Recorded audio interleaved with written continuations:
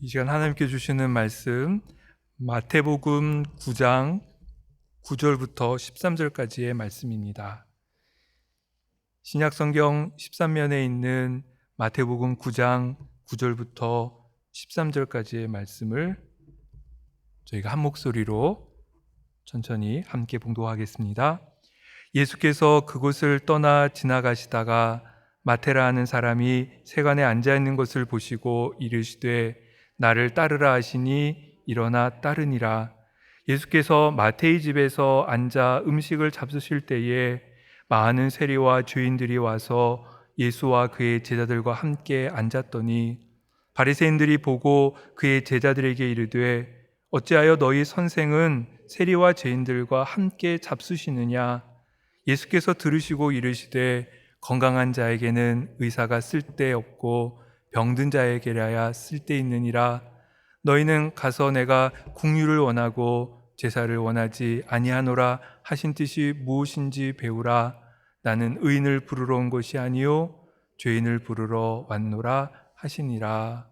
아멘. 어떤 사람이 인도의 캘커타에서 열심히 사역하고 있는 마더 테레사한테 정성껏 편지를 보냈습니다.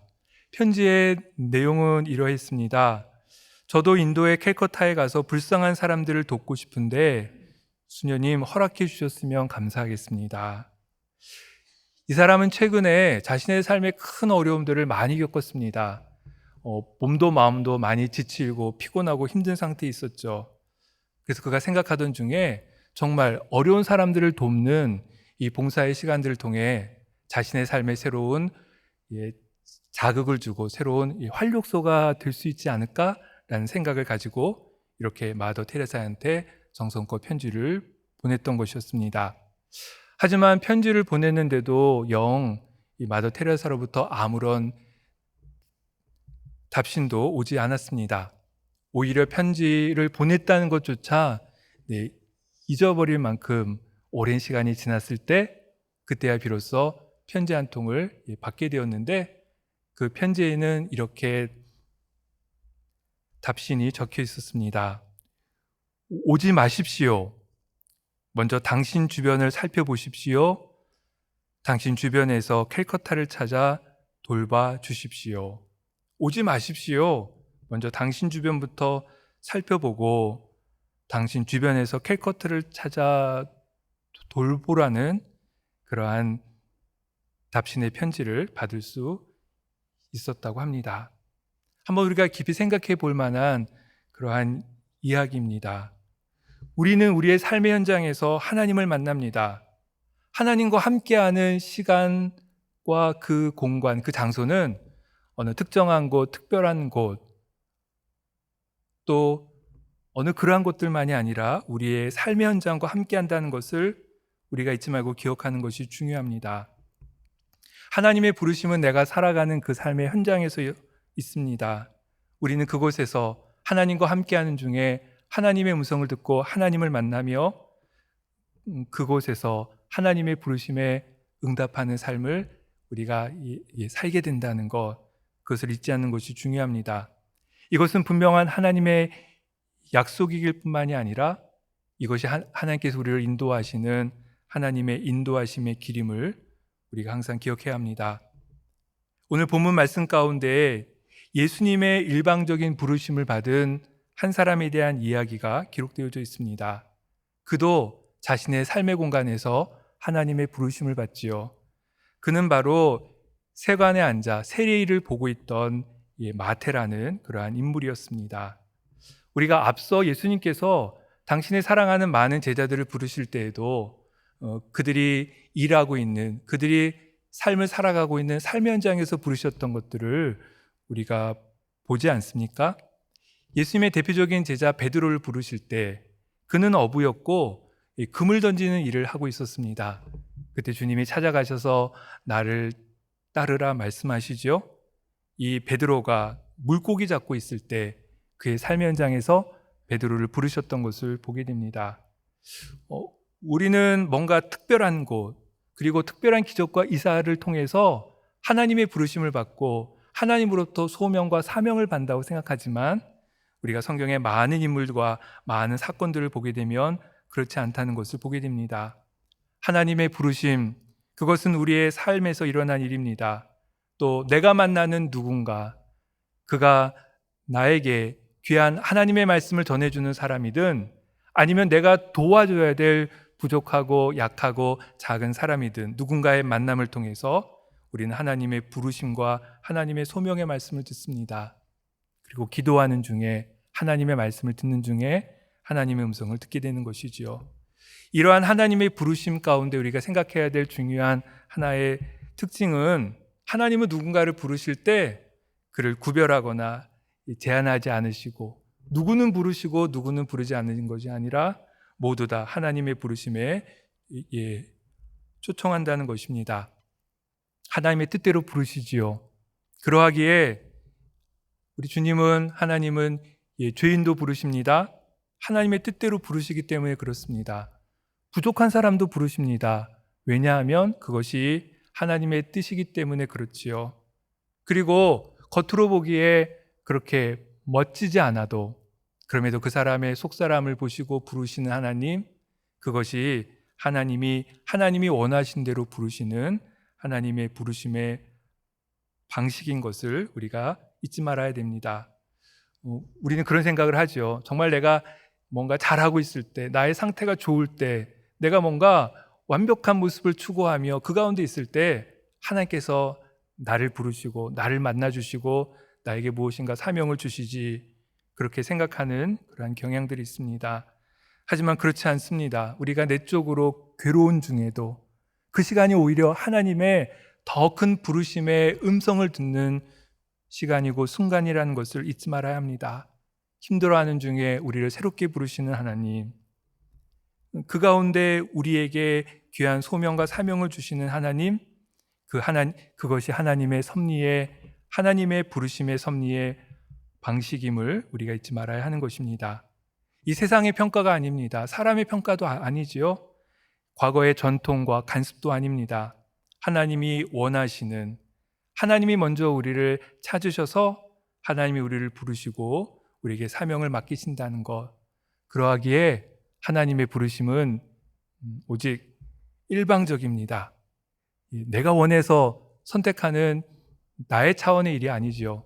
하나님이 우리를 부르시는 그 일이기에 그 일은 일방적인 일이고, 그러하기에 하나님의 부르심 앞에서 하나님이 우리를 부르시고 우리에게 소명을 주시며 사명을 주시는 하나님의 소명과 사명 앞에서 우리는 겸손할 수밖에 없습니다. 감사할 수밖에 없는 것이지요. 그것을 그대로 받아들일 수밖에 없는 것입니다. 내가 계산하거나 내가 판단할 수 있는 일이 아니죠. 왜 하나님께서 저 사람은 부르지 않으실까? 그렇게 우리가 누군가를 판단하거나 또 정죄할 일도 아닌 것입니다. 전능하신 하나님이 부르시는 그 부르심, 그거는 모든 사람에게 누구든지 차별이나 제한이 없이 부르시는 하나님의 부르심임을 우리가 잊지 말아야 됩니다. 오늘 본문에서도 우리 주님 세리 마태, 지금 이 세관에서 일하고 있는 마태를 부르시는 장면이 그러한 장면이지요. 우리가 함께 읽었던 이 말씀에서 보았듯이 예수님이 이 마태를 부르시는 사건은 큰 논쟁거리가 되는 사건이었습니다. 세관에서 일하던 마태를 부르셨기 때문에 그런 것이지요. 그냥 단지 그를 한번 이름 부르는 것이 아니라 그를 제자로 부르셨기 때문에 이 사건은 큰 문제가 되고 큰 논쟁거리가 되었던 것입니다.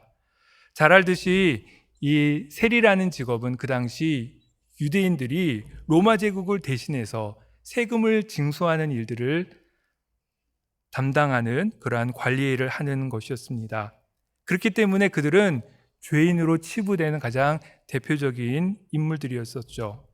로마는 유대인들에게 수많은 조세, 세금들을 거두었습니다. 관세, 인두세, 토지세, 통행세, 시장세, 물품세 등등등 수많은 세금을 거두며 그렇게 유대인들을 착취했는데, 이 세리는 로마인들을 대신해서 이 유대인들로부터 세금을 거두어 로마에 바치는 그러한 역할을 했던 그러한 인물들이었습니다. 로마의 총독은 이 세리들한테 세금을 징수할 수 있는, 거둘 수 있는 독점적인 권한을 인정해 주었습니다. 그랬기에 세리들은 더 많은 돈을 거두려고 했습니다.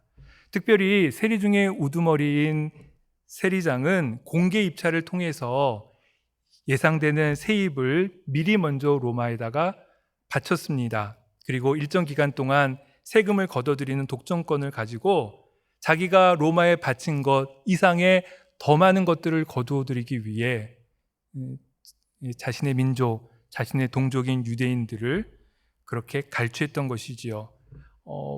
마땅히 바쳐야 될 세액만이 아니라 거기에 필요한 경비, 그리고 또 내 이윤, 그리고 거기에 플러스해서 더 많은 것들을 거두어서 자신의 주머니를 가득 채우려고 했던 것들이 세리였고, 그 사람들의 대표가 세리장이었습니다.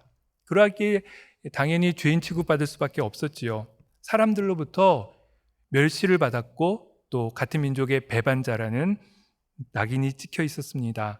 동족의 피와 땀을 빨아먹고 사는 사람, 그들은 자신만이 아니라 그들의 가족까지도 미움과 경멸의 대상이 되는 정말 죄인 중의 죄인, 가장 큰 죄인으로 취급되던 이들이 이 세리였던 것이지요.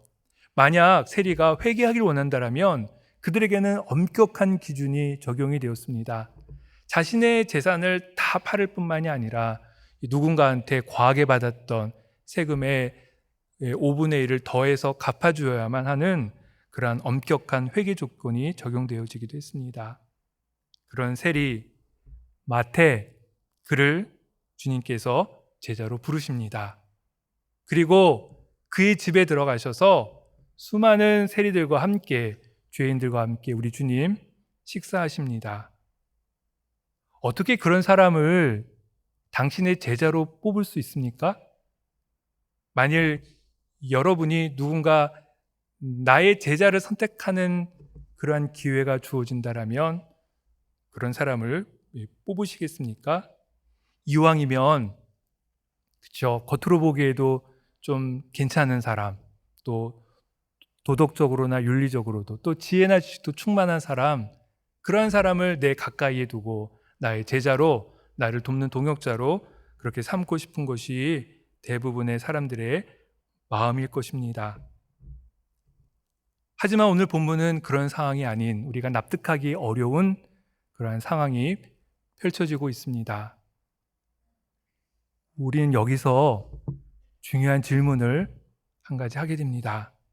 그것은 예수님이 누군가라는 가장 핵심적인 질문이지요. 세리인 마태를 당신의 제자로 뽑으시는 예수님의 이 모습을 통해서 예수님은 정말 누구신가? 예수님은 누구시기에 그런 선택을 하셨고, 예수님은 진정 누구시기에 이러한 말과 죄인들과 함께 식사하시는 그러한 행동을 거침없이 하고 계신가? 우리는 예수님이 누구인지에 대한 질문들을 이 사건 속에서 우리가 다시 스스로에게 질문하게 됩니다. 한번 여러분 생각해 보시기 바랍니다. 만약 예수님이 훌륭한 스승, 선생으로 이 땅에 오셨다면 이런 사람을 제자로 뽑겠습니까? 예수님은 많은 어부를 당신의 제자로 뽑으셨습니다. 예수님이 이 땅에 스승으로 오셨다면 그런 사람을 뽑아서는 안 되지요. 지혜 있는 사람, 지식 있는 사람, 그를 뽑아 당신의 제자로 삼는 것이 예수님이 이 땅에 스승, 선생으로 오셨다면 맞는 제자 선택의 방법일 것입니다. 만일 예수님이 이 세상을 개혁하고 개조하는 정치인으로 오셨다면 예수님은 어떤 사람들을 당신의 수하에, 당신의 제자로 뽑겠습니까?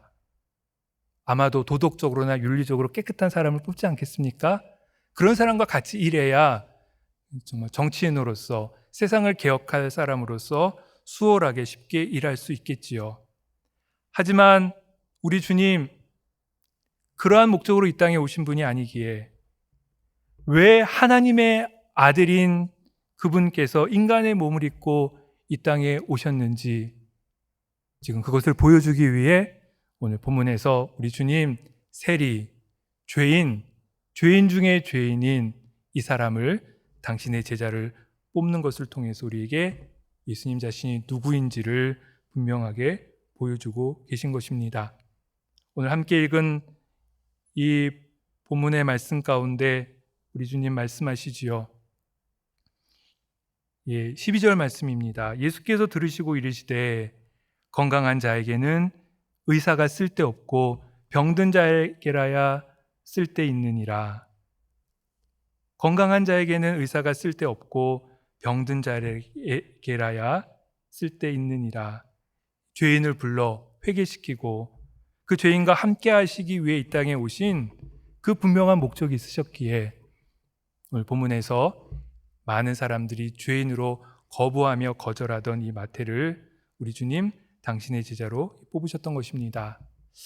우리가 그런 의미에서 오늘 본문에 등장하는 이 바리새인과 서기관들이란 종교 지도자들, 그들은 예수님을 온전히 알지 못하고 있음에 분명합니다. 예수님이 누구인지 알았더라면 오늘 본문에서와 같이 그렇게 예수님에 대해서 비난하지 않겠죠. 11절에서 그들은 이렇게 예수님에 대해서 비난합니다. 바리새인들이 보고 그의 제자들에게 이르되 어찌하여 너희 선생은 세리와 죄인들과 함께 잡수시느냐. 예수님이 누구인지 온전히 알았더라면 예수님은 이 땅에 죄인을 구원하시기 위해 의사를 필요로 하는 죄인을 구원하시기 위해 이 땅에 오셨다는 것을 분명히 알았더라면 아마 바리새인과 서기관들은 그런 이야기들을 하지 않았겠죠. 하지만 예수님을 몰랐기에, 예수님을 제대로 알지 못했기에 이런 어리석은 이야기들을 하고 있는 것입니다. 자신들이 갖고 있던 고정관념 때문에, 또 자신들은 우월하다라는 우월의식 때문에, 또 그 진심이 아니라 겉으로 드러나는 허영심으로 인해서 예수님을 온전히 알지 못했고 그러하기에 이런 엉뚱한 말을 하고 있는 것을 우리가 알 수 있습니다. 예수님을 잘못 안 것이 가장 큰 문제였습니다. 그래서 이들을 향해서 우리 주님 다시금 강조하며 말씀하십니다. 건강한 자에게는 의사가 쓸데없고 병든 자에게라야 쓸데있느니라. 나는 의인을 부르러 온 것이 아니라 죄인을 부르러 왔노라. 병든 자를 깨끗게 하기 위해, 죄인을 부르기 위해 이 땅에 오셨다. 그들을 구원하기 위해. 그것이 우리 주님이 이 땅에 오신 예수님의 사명이고 우리를 부르시는 부르심의 가장 핵심적인 목적임을 본문의 말씀을 통해서 우리에게 분명하게 알려주고 계신 것입니다. 우리가 곰곰이 생각해 보면 어느 순간 우리의 신앙생활이, 또 많은 사람들이 신앙생활을 고상한 일들 중에 하나로 그렇게 생각하는 경우들이 있어 보입니다. 또 하나의 지성인으로서 갖춰야 될 하나의 경력, 하나의 이력 정도로 생각하거나 아니면 이 현대에 쫓아가야 될 하나의 유행 정도로 신앙생활에 대해서, 그리스도인들이 되는 것에 대해서 그렇게 여기거나 생각하는 사람들이 종종 있습니다. 그런 사람들은 바쁜 일이 생기면 자신이 하던 신앙생활이 곧 멈춰지게 됩니다. 또 주변의 불편한 시선들을 느낄 때면 숨거나, 또한 내가 그런 사람이 아닌 척 하는 모습들을 보이지요. 아마도 이것이 대표적인 종교인의 모습일 것입니다. 하지만 예수님의 부르심에 응답하며 쫓아가는 그 길, 그것은 건강한 사람이 아니라 병든 사람이, 의인이 아니라 죄인임이, 내가 병든 사람임을, 그리고 죄인임을 분명히 깨닫는 그들과 함께 이루어지는 일인 것을 우리가 잊지 말아야 됩니다. 그래서 예수님은 제자로 따르는 삶, 그 삶은 여우는 굴이 있고 또 공중에 새는 집이 있지만 머물 곳이 없는 불안정한 삶이다, 우리에게 말씀합니다. 자기의 가족의 이러한 일들을 챙기고 또 나를 위해 살아야 될 일이 아니라 하나님 나라를 위해 살아야 할 일이라 말씀하시면서 손에 쟁기를 잡고 뒤를 돌아보는 자는 하나님의 나라에 합당치 않다, 분명 그렇게 말씀하고 계시지요. 주님의 부르심을 듣고 부르심을 쫓아가는 그 일, 그것은 지금 당장 시급하게 또 절박하게 해야 될 우리의 선택이며 우리 삶의 현장에서 이루어야 될 우리의 일임을 분명하게 말씀해 주고 계신 것입니다. 성도 여러분, 여러분들은 어디에 속하기를 원하십니까? 어느 자리에 서 계시길 원하십니까? 이 바리새인과 서기관들의 자리입니까? 아니면 죄인과 병든 자들이 모여 있는 그곳입니까? 참 이 질문에 대해서 솔직하게 선택한다는 것 너무나도 어려운 일인 것 같습니다. 물론 쉽게 거기에 대해서 우리가 정답을 이야기할 수는 있겠죠. 하지만 정말 내가 어느 하나의 자리를 선택해야 된다라면, 그리고 그 자리에 내가 속해서 내가 그런 사람으로 그렇게 비춰지며 인정받게 된다라면, 이것을 선택한다는 것은 결코 쉬운 일이 아닙니다. 그러나 그럼에도 불구하고 우리가 바리새인과 서기관의 무리에 속하기를 원한다라면 우리에게는 주님은 전혀 필요 없는 분입니다. 하지만 내가 죄인임을 깨닫고 내가 의사이신 예수님으로부터 치료받아야 될 병든 자임을 깨닫는 그때야 비로소 주님은 진정 주님으로, 또한 나의 구원자로, 나의 구주로 고백될 수 있는 것이지요. 내가 죄인임을 분명히 아는 것이 하나님의 부르심에 응답하는 가장 첫 출발이며 시작점임을 우리가 잊지 말고 기억해야 됩니다. 예수님께서 우리에게 말씀해 주신 많은 비유의 말씀들이 그것을 좀 더 구체적으로 또 실질적으로 우리에게 또한 보여주고 있지요. 우리가 잘 아는 선한 사마리아인에 대한 비유, 이 강도 만난 사람을 그냥 지나쳤던 제사장들이나 레위인들, 그들은 자신이 해를 받을 것들, 또 사람들로부터 비난받을 것이 두려워서 신경이 쓰여서 그냥 지나가지 않습니까? 오늘 본문에서 바리새인과 서기관들이 예수님이 죄인과 함께하고 세리마태를 제자로 부르시는 것들을 비난하던 그 모습, 그들의 모습이 그들에게서 그렇게 보여집니다. 하지만 예수님은 이들과 같지 않으셨지요. 선한 사마리아인이 강도 만난 사람을 위해 그를 치료해 주며 숙소를 준비해 준 것처럼 우리 주님은 이 세리마태를 불러 제자 삼으셨고, 그리고 죄인들과 함께 식사하셨던 모습들을 우리가 본문에서 만납니다. 강도 만난 사람에게 필요한 것이 선한 사마리아인이었던 것처럼 죄인에게 필요한 것이 예수님이며, 또 내가 죄인임을 인정할 때 주님은 우리를 구원하시는 구원자로 우리와 함께 하심을 우리가 이 예수님의 비유의 말씀에서 또한 다시 새롭게 보게 됩니다. 예수님의 비유를 하나 더 여러분 생각해 보시기 바랍니다. 두 아들을 둔 아버지의 비유. 이 비유에서 아버지의 풍성한 궁유를 필요로 하던 사람은 누구였습니까? 첫째 아들이 아니지요. 허랑방탕한 삶을 살고 죄인의 위치에 처했던 둘째 아들, 그에게야말로 그는 아버지의 궁유를 필요로 하는, 절대적으로 구하는 그러한 사람이었습니다. 어디에도 갈 수 없고 누구의 도움도 받을 수 없고 오직 아버지밖에 도움을 구할 수 없는 이 둘째 아들, 그에게 아버지는 진정 우리 죄인이 필요로 하고 구하는 이 예수님과 같은 존재인 것이지요.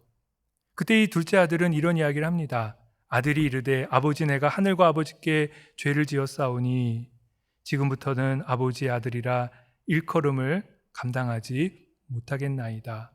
아버지를 절대적으로 필요로 하는 둘째 아들, 그에게 아버지는 궁일이 풍성하신 분이었고, 그와 마찬가지로 우리가 죄인임을 인정할 때 우리에게 주님은 우리를 의롭게 하시며 우리의 병든 영혼을 고쳐주시는 의사로서의 그러한 역할들을 온전히 감당하실 수 있으신 것입니다.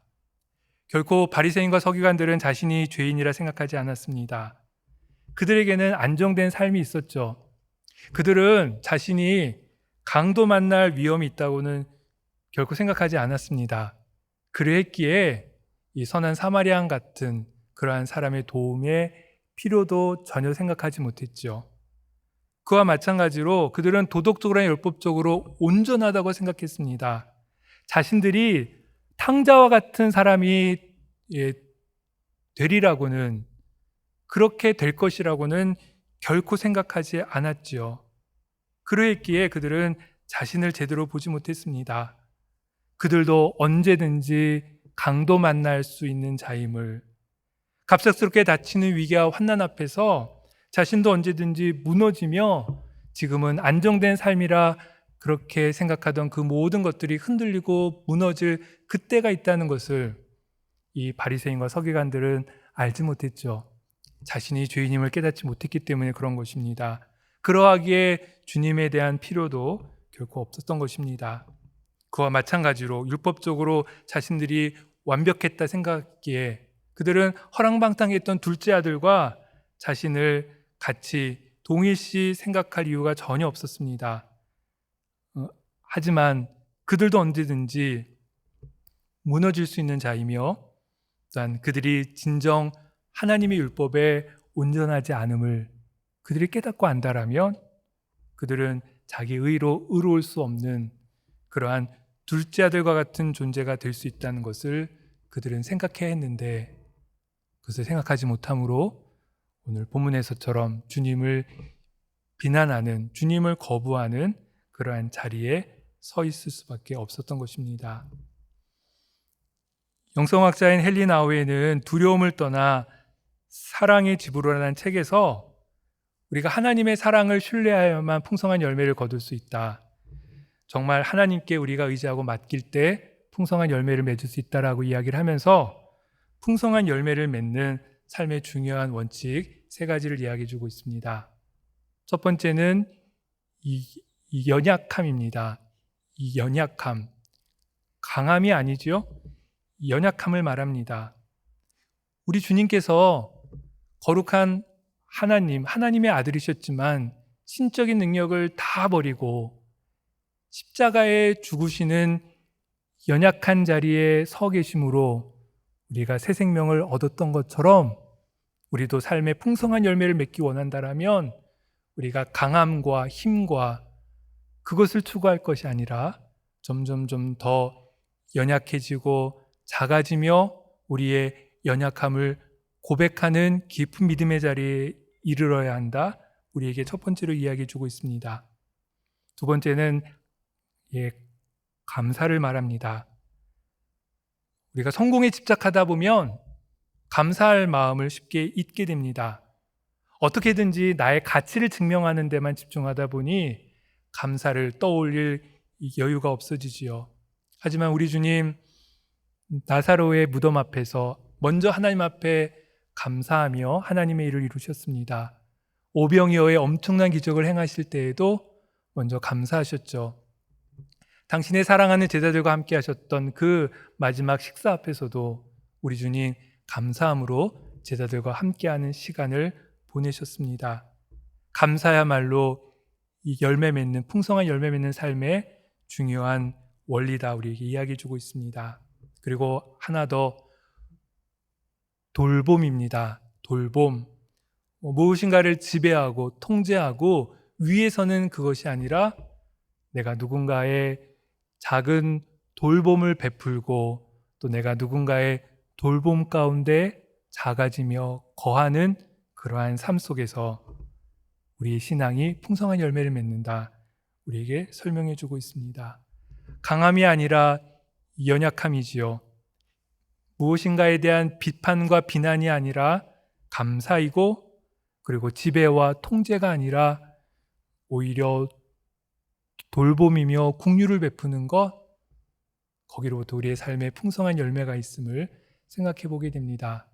그것이 자신이 죄인임을 깨닫고 우리를 구원하시는 예수 그리스도를 필요로 하는 사람의 모습이기 때문에 그렇습니다.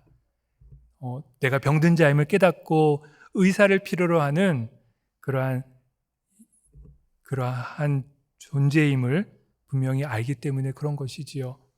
오늘 본문에서 우리에게 말씀합니다. 나는 의인을 부르러 온 것이 아니라 죄인을 부르러 왔노라. 건강한 자에게는 의사가 쓸데없고 병든 자에게라야 쓸데에 있느니라. 예수님의 부르심에 이 세리마태는 아무 말 없이 순종합니다. 오늘 말씀에 그가 일어나 따랐다. 뭐 이것저것 따진 것이 아니라 예수님의 부르심에 그대로 바로 응답했다. 성경은 우리에게 기록해주고 있습니다. 내가 능력이 있느니 없느니, 정말 내가 부족하니 부족하지 않느니 이런저런 말을 한 것이 아니라 나를 따르라 주님의 말씀에 일어나 따랐다. 오늘 본문이 우리에게 기록하고 있지요. 예수님의 부르심에 감사하고 감격할 뿐이었습니다. 내가 죄인임을 알기 때문에 이 나의 삶이 언제든지 무너질 수 있는 강도 만난 자가 바로 내가 될 수 있음을 알았기에, 그리고 내가 하나님의 계명을 거부하고 떠나 언제든지 둘째 아들 그 탕자의 위치에 있을 수 있음을 알았기에 진정한 도움이 되시는 그분을 의지할 수 있었던 것입니다. 성도 여러분, 우리가 진정 구해야 될 것이 무엇입니까? 아무런 문제가 없는 듯 보이는 우리의 이 삶, 언제든지 무너질 수 있음을 생각해 볼 때, 우리가 언제든지 강도 만난 그 사람이 바로 우리일 수 있음을 생각해 볼 때, 우리가 더욱 주님을 구해야 됨을 잊지 말아야 합니다. 나의 작은 의로움이 아니지요. 하나님 앞에서 무엇인가 내가 누군가와 다르다는 나의 의가 아니라 하나님의 눈 감아주시는 풍성한 긍휼이 있어야만 내가 오늘을 살아가며 존재할 수 있다는 것들을 안다라면 진정 내가 주님 앞에 죄인이고 의사이신 주님이 간절히 필요한 그러한 사람이다. 우리 자신을 분명히 알게 될 것입니다. 이것이야말로 우리가 우리의 인생에서 얻는 중요한 교훈들 아니겠습니까? 언제라도 무너질 수 있는 연약한 사람이라는 것, 또 아무것도 자랑할 것 없는, 언제 바뀔지 모르는 흔들거리는 그러한 존재라는 것. 하지만 그때가 오히려 우리에게는 은혜의 시간이고, 그때가 오히려 우리가 하나님을 만나고 주님과 함께 식사의 교제를 나누는 은혜의 시간이라는 것 또한 우리가 분명히 깨닫고 기억하는 것입니다. 나는 의인을 부르러 온 것이 아니요 죄인을 부르러 왔노라. 우리의 삶이 흔들릴 때마다, 또 내가 나의 의 가운데 사로잡힐 때마다 내가 죄인임을 깨닫고 주님을 절대적으로 필요로 하는 작고 연약한 존재라는 깊은 신앙의 고백이 우리의 삶 가운데 있어야 될 것입니다. 그때가 주님의 부르심에 응답하는 시간이며 주님과 함께 교제하며 식사하는 아름다운 교제의 시간임을 우리가 항상 잊지 말고 기억해야 될 것입니다. 우리 함께 기도하겠습니다. 하늘에 계신 우리 아버지여, 이름이 거룩히 여김을 받으시오며 나라의 임하옵시며 뜻이 하늘에서 이룬 것 같이 땅에서도 이루어지이다. 오늘날 우리에게 일용할 양식을 주옵시고 우리가 우리에게 죄 지은 자를 사하여 준 것 같이 우리 죄를 사하여 주옵시고 우리를 시험에 들게 하지 마옵시고 다만 악에서 구하옵소서. 대개 나라와 권세와 영광이 아버지께 영원히 있사옵나이다. 아멘.